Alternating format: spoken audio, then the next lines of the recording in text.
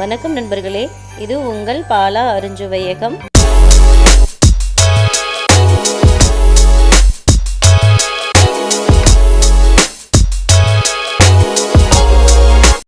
இன்றைக்கி நம்ம பாலா அருஞ்சுவையகத்தில் காளான் பிரியாணி எப்படி செய்யுதுன்னு பார்க்கலாம். அதற்காக 1/4 கிலோ பொன்னிரிசி எடுத்துகிட்டு கழுவிட்டு ஊற வச்சுருக்கேன். 200 கிராம் அளவுக்கு காளான் வாங்கிட்டு மஞ்சள் தூள் போட்டு நான் வந்து க்ளீன் பண்ணி 2 பீசஸாக வந்து கட் பண்ணி வச்சுருக்கேன். அதுக்கப்புறமா நான் இதற்காக 2 பெரிய வெங்காயம், 1 தக்காளி, 2 பச்சை மிளகாய் எடுத்திருந்தேன். பெரிய வெங்காயத்தை பார்த்திங்கன்னா நீல வாக்கில் வந்து கட் பண்ணி வச்சுருக்கேன். தக்காளியை கொஞ்சம் பொடியாக கட் பண்ணியிருக்கேன். 2 பச்சை மிளகாயும் வந்து கட் பண்ணி வச்சுருக்கேன். அதுக்கப்புறமா நான் ஒரு துண்டு இஞ்சியும் 2 பல் பூண்டு எடுத்து அம்மியில் வந்து தட்டி வச்சுருக்கேன்.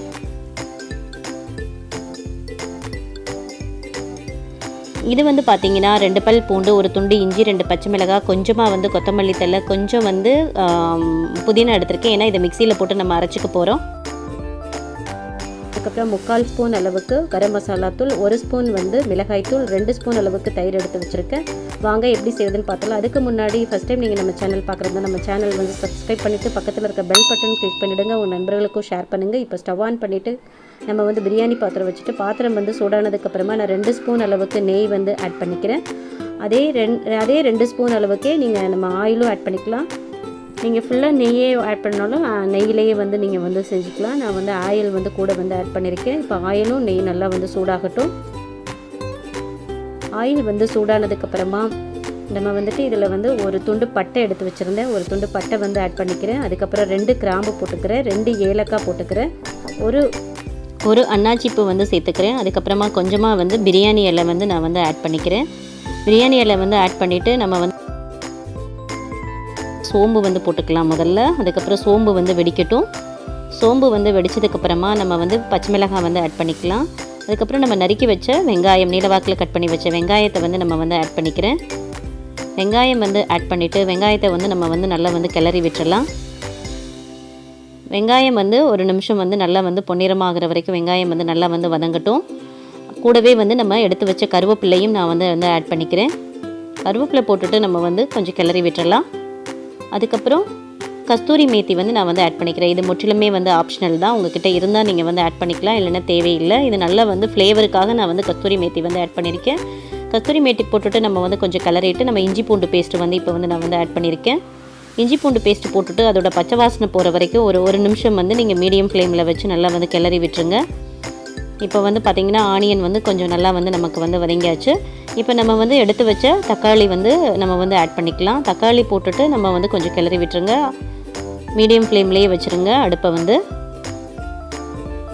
தக்காளி போட்டு கிளறி விட்டதுக்கப்புறமா நம்ம வந்து எடுத்து வச்ச புதினா, அதுக்கப்புறமா வந்து மல்லித்தலை, இது ரெண்டையுமே வந்து நம்ம வந்து ஆட் பண்ணிக்க போகிறோம். ரெண்டையும் வந்து சேர்த்துட்டு நம்ம வந்து கொஞ்சம் கிளறி விட்டுருங்க.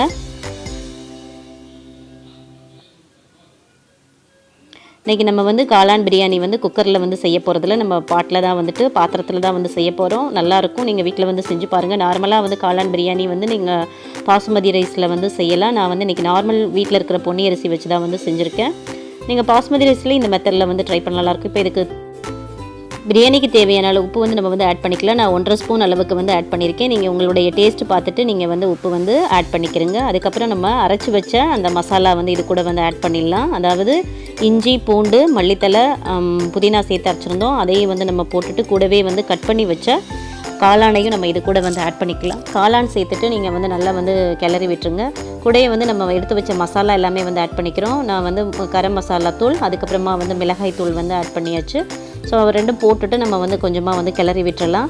கிளறி விட்டுட்டு பார்த்திங்கன்னா காளான்லேயே வந்து நல்ல தண்ணி வந்து இறங்கிரும். இப்போ வந்து நம்ம வந்து 2 ஸ்பூன் அளவுக்கு தயிர் எடுத்து வச்சுருந்தோம். அந்த தயிரையும் நம்ம வந்து ஆட் பண்ணிக்கிறோம். தயிர் போட்டுட்டு நல்லா வந்து கொஞ்சம் வந்து கிளறி விட்டுருங்க. ஒரு 2 மினிட்ஸ் பார்க்கல. இப்போ பார்த்திங்கன்னா நான் வந்து இதுக்கு தண்ணி வந்து ஆட் பண்ணிக்கிறேன். நான் 1 டம்ளர் அளவுக்கு 1/4 கிலோ அரிசி எனக்கு 1 டம்ளர் அளவு இருந்தது. நான் 1 டம்ளர் அளவுக்கு வந்து அரிசி எடுத்திருந்தேன். ஸோ காளான்லேயே தண்ணி கொஞ்சம் இருக்கும். அதனால் மறுபடியும் 2 டம்ளர் அளவுக்கு நான் தண்ணி வந்து ஆட் பண்ணியிருக்கிறேன். வாட்டர் வந்து ஆட் பண்ணதுக்கப்புறமா அதை வந்து ஒரு 5 மினிட்ஸ் அளவுக்கு 5 to 7 மினிட்ஸ் அளவுக்கு நம்ம வந்து கொதிக்க வச்சிடலாம். ஏன்னா காளான் வந்து கொஞ்சம் முக்கால்வாசி வந்து பாயில் ஆகணும். நல்லா கொதித்து வர்றப்போ நம்ம வந்து இப்போ வந்து அரிசி வந்து நல்லா கழிஞ்சிட்டு அதில் வந்து நம்ம வந்து சேர்த்துடலாம். தண்ணி இல்லாமல் அரிசி வந்து சேர்த்துக்கிறோங்க. இப்போ அப்படியே வந்து மீடியம் ஃப்ளேமில் வச்சு நம்ம ரைஸ் நல்லா வந்து பாயில் ஆகிற வரைக்கும் நம்ம வந்து ஒரு 15 மினிட்ஸ் வந்து மீடியம் ஃப்ளேமில் வச்சு மூடி வச்சிடலாம். இப்போ பார்த்தீங்கன்னா 15 மினிட்ஸ் ஆயாச்சு. நான் மூடி வந்து ஓப்பன் பண்ணி பார்க்குறேன். பார்த்தீங்கன்னா தண்ணி எல்லாமே வந்து நல்லா வந்து வற்றியாச்சு. சாதம் வந்து நமக்கு கொஞ்சம் வந்து நல்லா பாயில் ஆகி வந்துருச்சு. லைட்டாக வந்து கிளறி விட்டுறலாம். கிளறிட்டு நம்ம கொஞ்சம் எடுத்து வந்து பார்க்கலாம். எடுத்து பார்த்தா கொஞ்சம் எனக்கு வந்து அரிசி வந்து கொஞ்சம் பாயில் ஆகாத மாதிரி இருந்தது. அது மறுபடியும் நான் வந்து சிம்மில் வச்சு ஒரு 10 மினிட்ஸ் வந்து இதை மூடி வைக்க போகிறேன். வாங்க மூடி வந்து ஓப்பன் பண்ணி பார்த்துடலாம். பாருங்கள், சூப்பராக நல்ல குட் டெக்ஸ்டரோட சுவையான காளான் பிரியாணி நமக்கு வந்து ரெடி ஆகிடுச்சு. வாங்க இதை நம்ம வந்து ஓப்பன் பண்ணிடலாம். இன்றைக்கி நான் காளான் பிரியாணி கூட தயிர் பச்சடியும் அதுக்கப்புறம் உருளைக்கிழங்கு பொடி மாசும் பண்ணியிருக்கேன். ரொம்ப சூப்பராக வந்திருக்கு எனக்கு காளான் பிரியாணி. நீங்கள் வீட்டில் வந்து ட்ரை பண்ணி பாருங்கள். ட்ரை பண்ணி பார்த்துட்டு எப்படி இருக்குன்னு எனக்கு கமெண்ட்டில் சொல்லுங்கள்.